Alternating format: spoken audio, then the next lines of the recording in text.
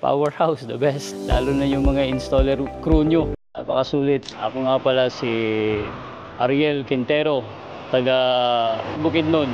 Kailangan talaga ng yelo. Lalo na dito sa Pilipinas, sir, napakainit. Lalo na pag summer. Since dito sa amin, sa Bukidnon, pagkakaalam ko, wala pa. So, susubukan namin, bibenta, hopefully, in the future, yung dadami pa. Konting time na lang, aantayin. So, makakapag-start na kami, makapag-distribute ng ice. Itong in-avail namin, 5 tonner ito.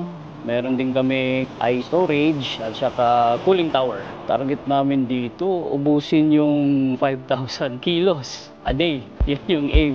Ang challenges lang naman yung pag-apply ng power supply. Yun lang talaga. Yun lang yung pabalik-balik ka, mag-aantay ka. Powerhouse, the best. Lalo na yung mga installer crew nyo. Napakasulit.